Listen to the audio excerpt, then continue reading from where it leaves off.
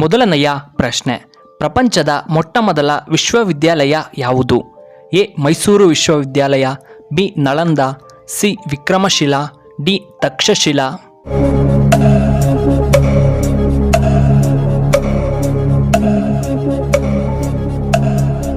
ಇದಕ್ಕೆ ಸರಿಯಾದ ಉತ್ತರ ಆಪ್ಷನ್ ಡಿ ತಕ್ಷಶಿಲಾ.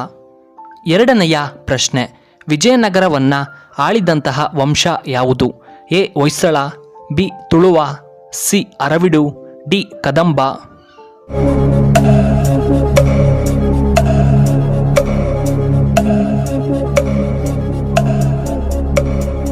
ಸರಿಯಾದ ಉತ್ತರ ಆಪ್ಷನ್ ಎ ಹೊಯ್ಸಳ. ಮೂರನೆಯ ಪ್ರಶ್ನೆ, ಹೆಚ್ಚಾಗಿ ಚಹಾವನ್ನು ಉತ್ಪಾದಿಸುವ ದೇಶ ಯಾವುದು?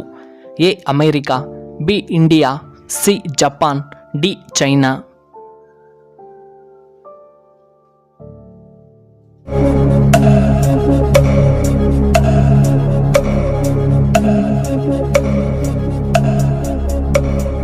ಸರಿಯಾದ ಉತ್ತರ ಆಪ್ಷನ್ ಡಿ ಚೈನಾ. ನಾಲ್ಕನೆಯ ಪ್ರಶ್ನೆ, ಒಲಿಂಪಿಕ್ಸ್ನಲ್ಲಿ ಅತಿ ಹೆಚ್ಚು ಮೆಡಲ್ ತಂದುಕೊಟ್ಟಿರುವಂತಹ ಭಾರತದ ರಾಜ್ಯ ಯಾವುದು? A Bihar, B Haryana, C Uttar Pradesh, D Karnataka.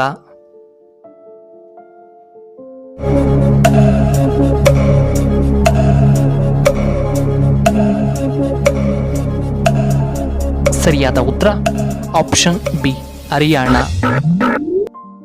ಐದನೆಯ ಪ್ರಶ್ನೆ, ರಕ್ತದಾನ ಮಾಡಲು ಕನಿಷ್ಠ ವಯಸ್ಸು ಎಷ್ಟಾಗಿರಬೇಕು? ಎ 16 ವರ್ಷ, ಬಿ 18 ವರ್ಷ, ಸಿ 23 ವರ್ಷ, ಡಿ 20 ವರ್ಷ.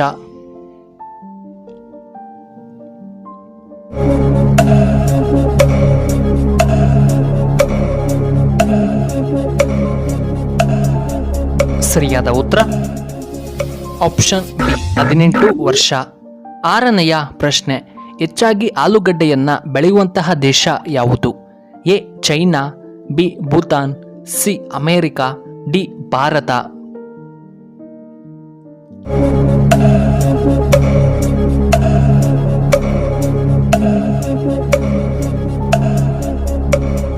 ಸರಿಯಾದ ಉತ್ತರ ಆಪ್ಷನ್ ಎ ಚೈನಾ. ಏಳನೆಯ ಪ್ರಶ್ನೆ, ಯಾವ ಕಂಪನಿ ಪ್ರಪಂಚದಲ್ಲೇ ಮೊಟ್ಟ ಮೊದಲಿಗೆ ಮೊಬೈಲನ್ನು ತಯಾರಿಸಿತು? A Samsung, B Motorola, C Sony, D Nokia.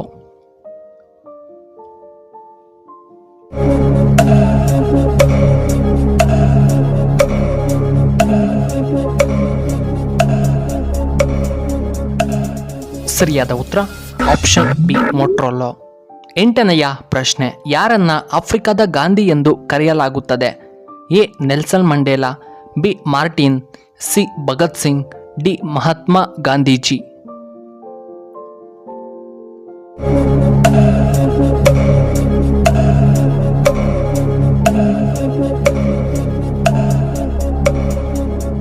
ಸರಿಯಾದ ಉತ್ತರ ಆಪ್ಷನ್ ಎ ನೆಲ್ಸನ್ ಮಂಡೇಲಾ. ಒಂಬತ್ತನೆಯ ಪ್ರಶ್ನೆ, ರಾತ್ರಿ ಎಷ್ಟು ಗಂಟೆಗೆ ಊಟ ಮಾಡಿದರೆ ಹೃದಯಾಘಾತವಾಗುವ ಸಾಧ್ಯತೆ ಹೆಚ್ಚಿರುತ್ತದೆ? ಎ 8 ಗಂಟೆ, ಬಿ 9 ಗಂಟೆ, ಸಿ 10 ಗಂಟೆ, ಡಿ 11 ಗಂಟೆ.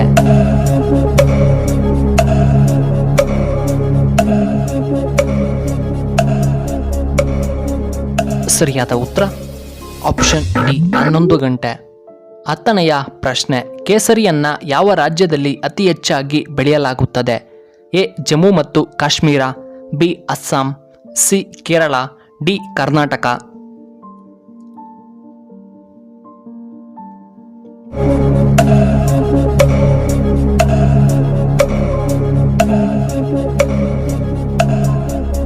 ಸರಿಯಾದ ಉತ್ತರ ಆಪ್ಷನ್ ಎ ಜಮ್ಮು ಮತ್ತು ಕಾಶ್ಮೀರದಲ್ಲಿ. 11ನೆಯ ಪ್ರಶ್ನೆ, ಭಾರತದ ಯಾವ ಸ್ಥಳವನ್ನ ಭೂಮಿಯ ಮೇಲಿನ ಸ್ವರ್ಗ ಎಂದು ಕರೆಯಲಾಗುತ್ತದೆ? A Kashmir, B Ladakh, C Kerala, D Goa.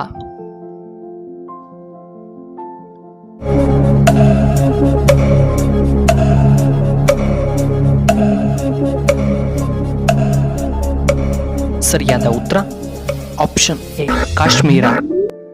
12ನೆಯ ಪ್ರಶ್ನೆ, ಹಾವಿನ ವಿಷವನ್ನು ಯಾವ ಕಾಯಿಲೆಯನ್ನು ಗುಣಪಡಿಸಲು ಬಳಸಲಾಗುತ್ತದೆ? A cancer, B AIDS, C BP, D brain fever.